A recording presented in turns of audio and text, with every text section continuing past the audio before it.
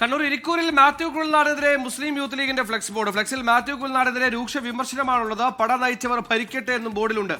അജീഷ് ജയകുമാർ കണ്ണൂരിൽ നിന്നു. അജീഷ്, നേരത്തെ മാത്യു കുഴൽനാടൻ ലീഗിനോട് കോൺഗ്രസിന്റെ ആഭ്യന്തര കാര്യത്തിൽ ഇടപെടേണ്ട എന്ന് തന്നെ വ്യക്തമാക്കിയിരുന്നു, പറഞ്ഞിരുന്നു. പിന്നാലെ ഒരു ഫ്ലെക്സ് ബോർഡ് വരുന്നു. മാത്യു കുഴൽനാടൻ എങ്ങനെയാണ് പെട്ടെന്ന് ലീഗിന്റെ ശത്രുപക്ഷത്താകുന്നത്?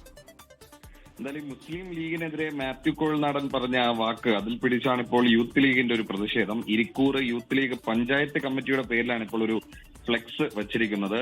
കുഴൽനാട നിന്റെ കുഴലൂത്ത് ലീഗിനെതിരെ വേണ്ട എന്നുള്ളതാണ് ആ ഫ്ലെക്സ് ബോർഡിലെ പ്രധാനപ്പെട്ട വാചകം. നേരത്തെ ഈ 10 വർഷം പ്രതിപക്ഷത്തിരുന്നപ്പോഴൊക്കെ മാത്യു കുഴൽനാടന് ഇങ്ങനെ ഒരു അഭിപ്രായം ഇല്ലായിരുന്നു എന്നാണ് ലീഗ് നേതാക്കൾ പറയുന്നത്. പക്ഷെ പെട്ടെന്ന് അധികാരം കിട്ടിയപ്പോൾ അദ്ദേഹത്തിന് ലീഗിനെതിരെ തിരിഞ്ഞതാണ് ഈ ലീഗ് പ്രവർത്തകരെ പ്രകോപിപ്പിച്ചത്.